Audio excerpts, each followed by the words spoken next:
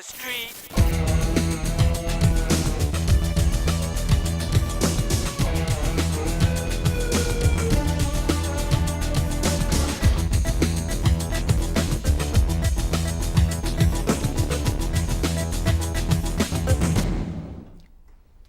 Welcome back to another episode of Recovery Life. My name is Latoya, and we're back.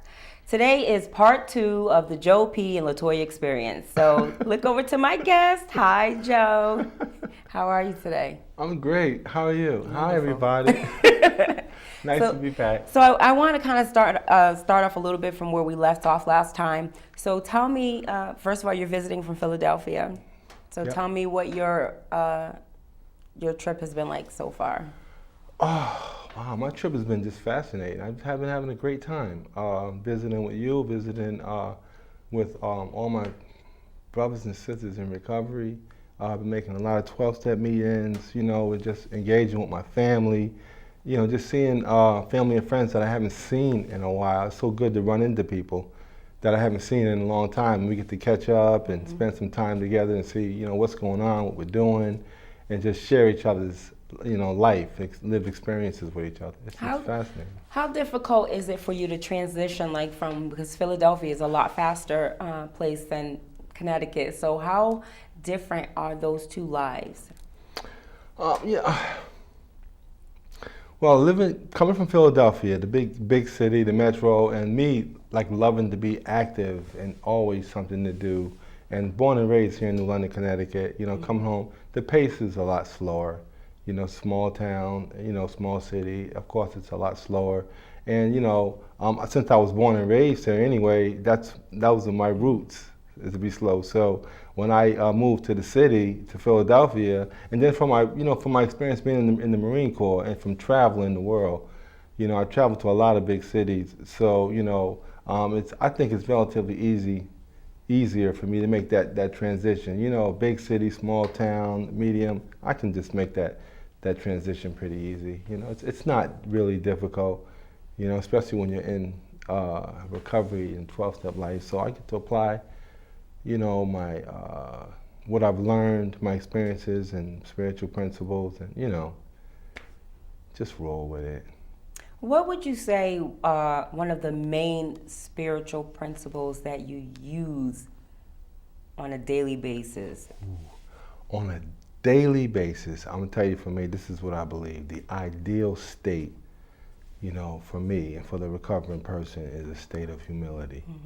And what that means for me is recognizing and understanding where I am and what my place is in the world, in my relationship, my relationship with you, my relationship with, my brothers and sisters in recovery, my relationship with my family, my relationships, at work. It's just knowing my part, knowing, what I can do and what I can't do, my strengths and weaknesses, whether to open my mouth or keep my mouth closed, so that is the ideal state for me. Okay, so let me just take you to another place in time, and okay. I kind of would like for you to tell me what you have learned new. Tell me something new that you've learned.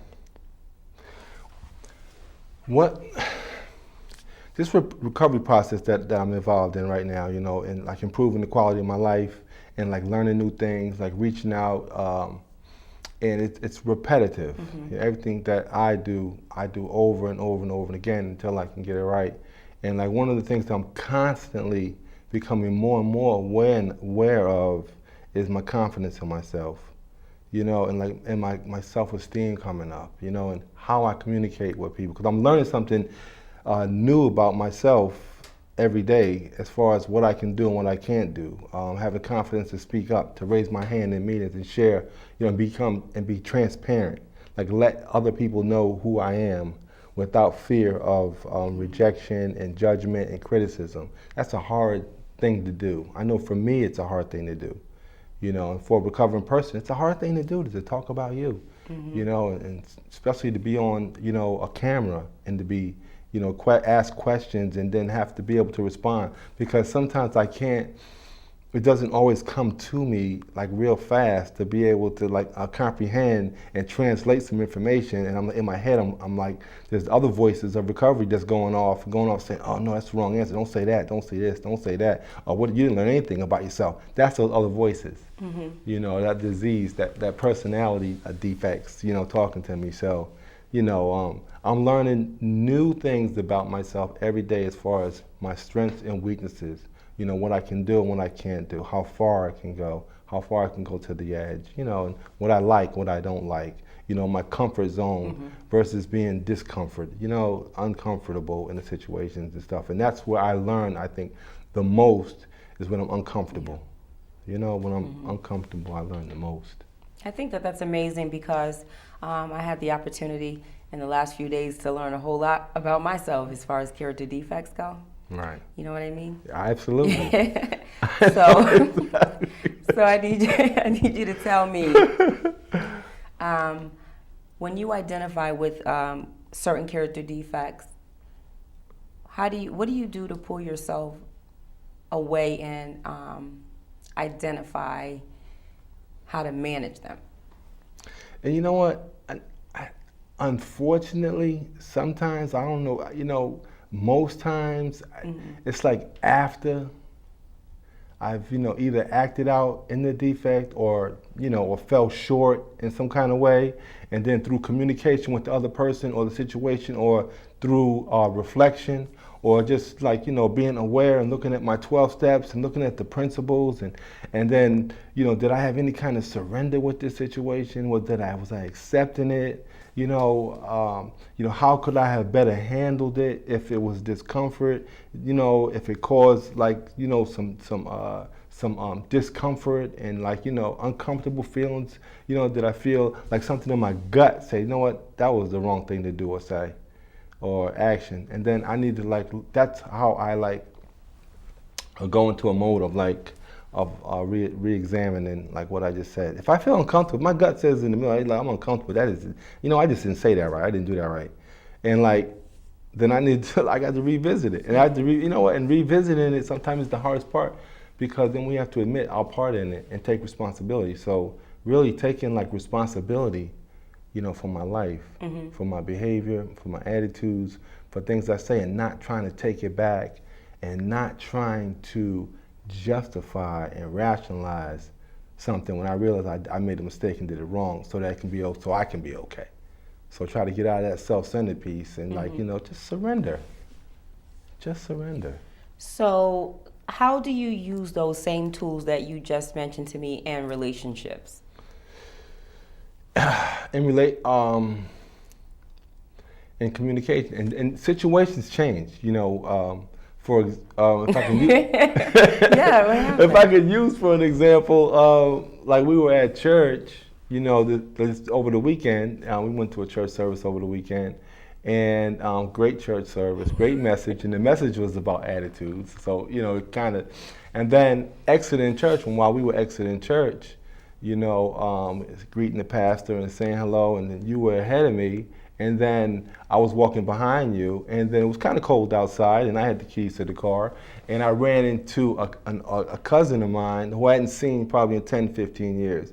And what happened was I got engaged in a conversation with her, and I just was so excited to see her and catching up that I totally forgot that you were waiting, that I had the keys, and that you were waiting for me, you know, to open the car. And, you know, I could talking, and then I failed to introduce you, you know, to my cousin. And I only did that because, you know what, I hadn't seen her, and I felt so embarrassed and humiliated because, one, I hadn't seen my cousin in like 10 to 15 years, and I forgot her name.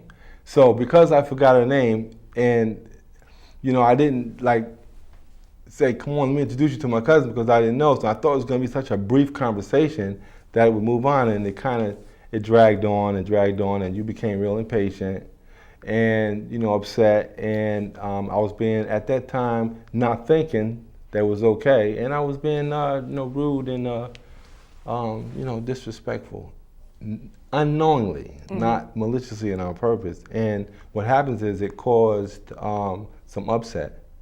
and something that we had to work through and talk about and learn from it, you know, and get to the other side. And it was an experience. It was an experience. It was an experience.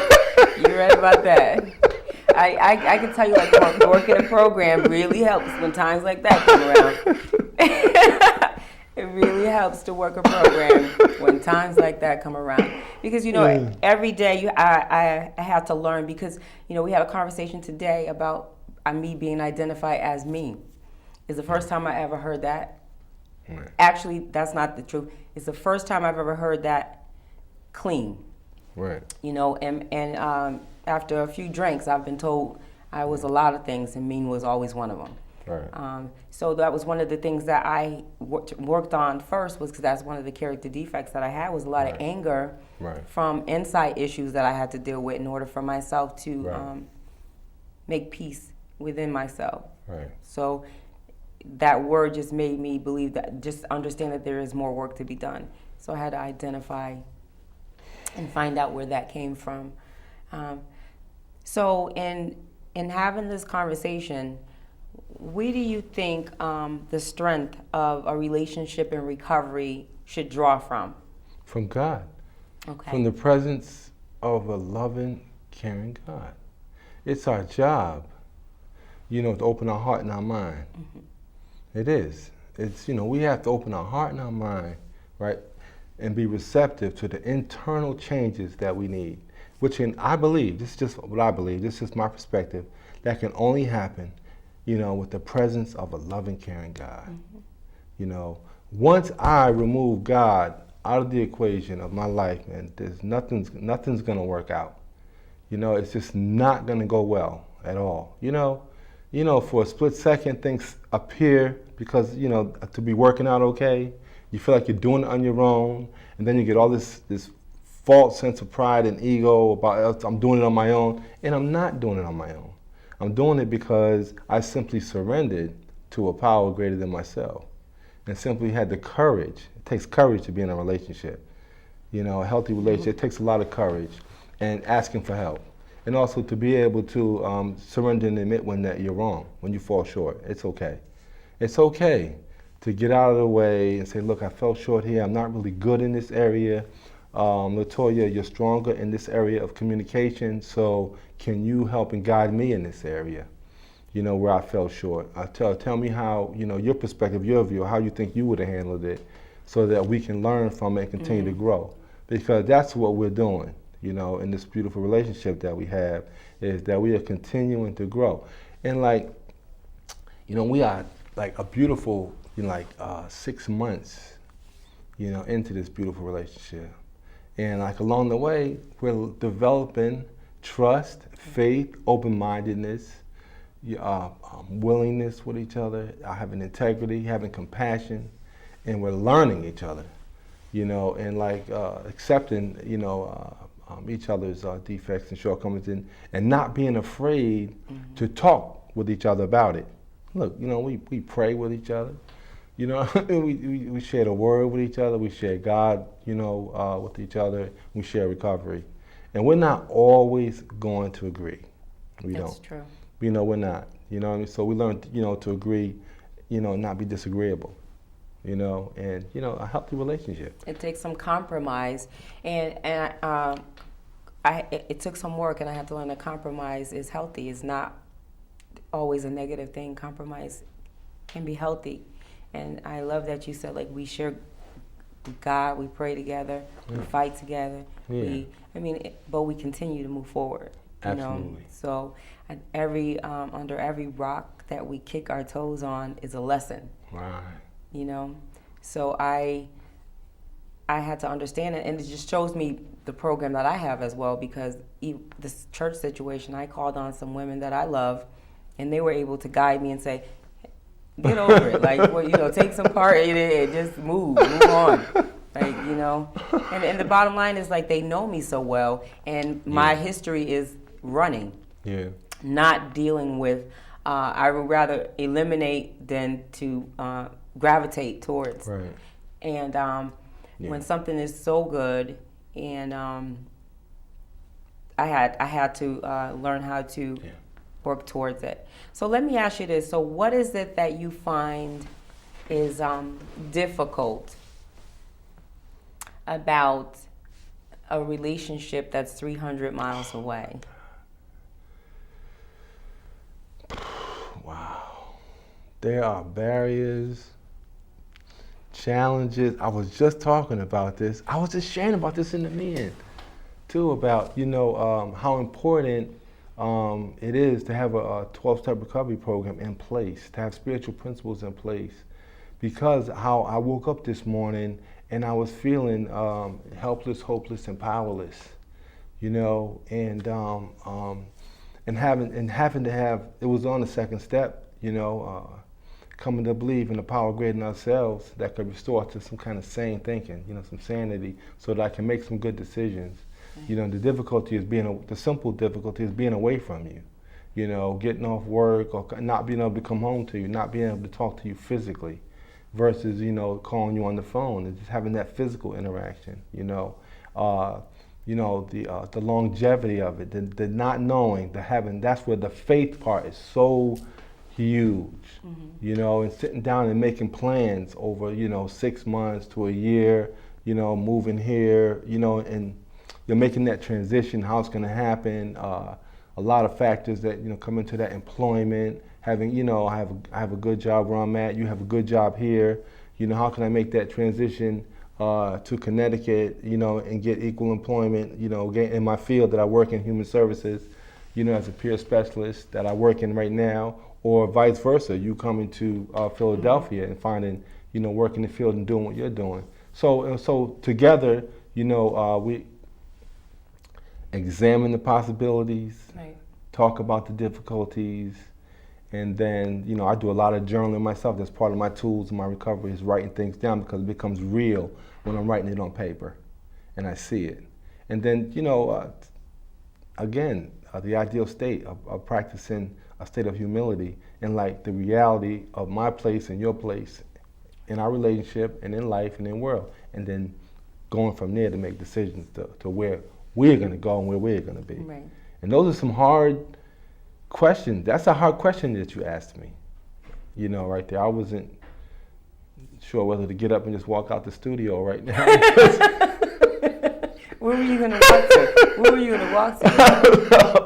Just sort of, no, man, I can't handle that question. I don't know, but it is difficult. It's emotional.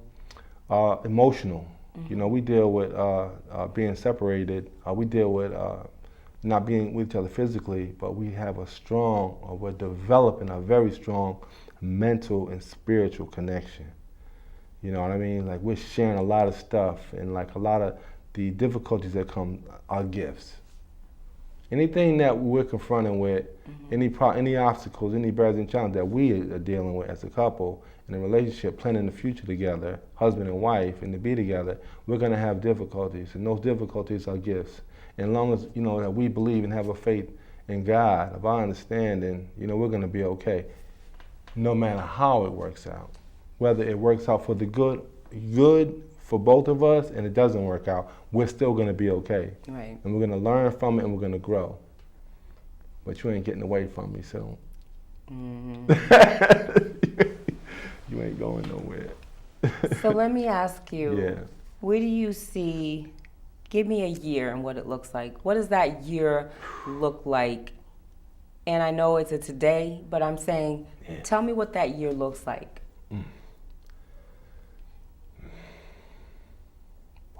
And by the way, you're right, I'm not going nowhere. Yeah, you're not. A year for me looks like right now is continuing to look for more advantages in my place of employment where I'm working now, and then 2, continuing education. Wanting to gain more knowledge, understanding what I'm doing. One of my goals over this next year is to continue my education, so that which would also aid and help in the transition, should I be, moving back to Connecticut. I want to be able to have a higher education, because that makes that transition a little bit easier. So, us continuing to communicate and talk, plan, do what we do, continue with my recovery, maintain our personal lives. Right now I'm supporting my daughter who's going through nursing school. So that's really big, for this year. Like just supporting her. She's in her third year of nursing school, and she really depends on me a lot for a lot of emotional, mental, and spiritual support. And I guide her for that. And we made a commitment. I made a commitment to that. So that's like right in the front, like right now. And then, as that is happening, then we making like little objectives and little progress as far as job searching, looking at other companies, seeing what's available, what the market's like, and we just researching. We just continually fourth step. We searching fearlessly, and praying, doing a lot of praying. A lot of praying and having a lot of faith that it's going to work out, and believing, not just having, but believing, and that belief comes with our actions. Not getting frustrated, not becoming indifferent and intolerant with each other and getting frustrated, becoming short, and also that when we go to our workplaces and stuff, being loving and caring there too. So we have to maintain, like all areas of life, a balance. And that's why it's real important, that we be transparent with each other, that we're open and honest with each other, how we're feeling. That is like vital. Mm-hmm.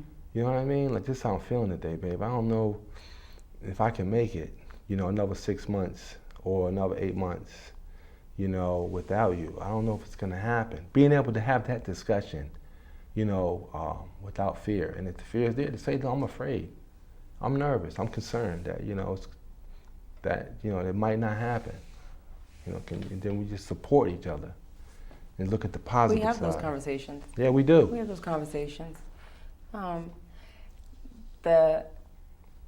In every relationship, there's going to be a strength and a weakness in each person, and the other person is going to feel that that part that's missing, and vice versa.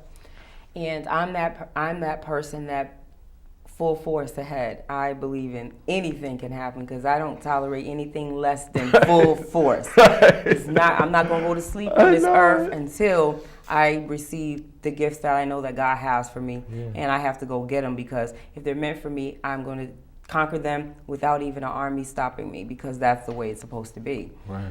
And so, and I also learned that I have to allow your process of, you can channel it, but it'll change. Your way of thinking will change. Like, she thinks she's serious, and it rubs off. Right. It rubs off. Do you want me to rub off on you? Absolutely. Because you are. You're behind the man, every great man, greatness is a strong woman, and you are. You push forward. You push me in days. There's some days I'm like not feeling like emotionally real strong, and your voice of encouragement, your confidence, and that's based on too, because I know your story. So I know where you were at, like a decade ago, and how your process and how you went from A to Z, and I'm like wow, impressed. So it's like when the person's story and what they came from, what adversity, their trials, their tribulations, that just increases your faith and belief too. You're like, okay, she has that experience there to push through, to persevere no matter what. Mm-hmm. That searching and fearless piece, you know what I mean? That self-honesty, that real vigilance, that push, like, look, I'm not letting nothing stop us, because you reintroduced me to the we. We're we. So that's another thing that, going back to, you said that new thing I learned is like, thinking in a way, because for so long, I've been thinking in I, that real self, that real self-centered, the root of the disease of addiction, that I.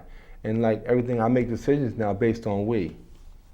It's not based on me. So like the decision going back to, referring to the church incident, you know what I mean? It was an I decision, not a we decision. I wasn't, I had a moment of insanity. A moment of insanity. You sure did. It was a moment.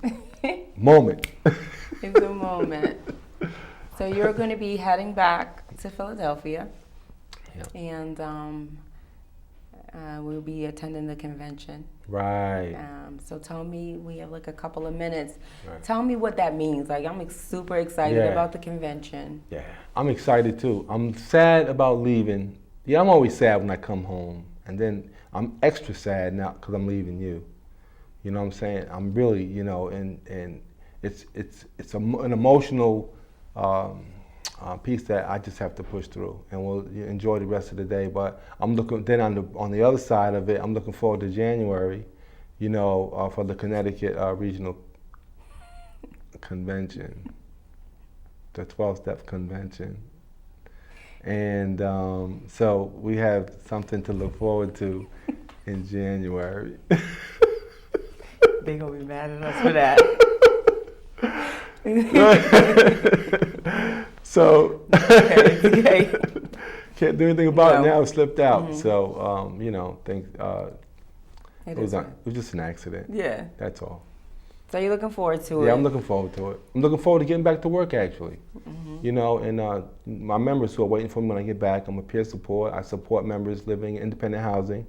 And so I'm looking forward to getting back and helping them with their recovery process and deal with the discomfort that they deal with physically, mentally, and emotionally. So I'm in service. I help people. That's what God has me doing, and that's what I love to do, is carrying the message of hope.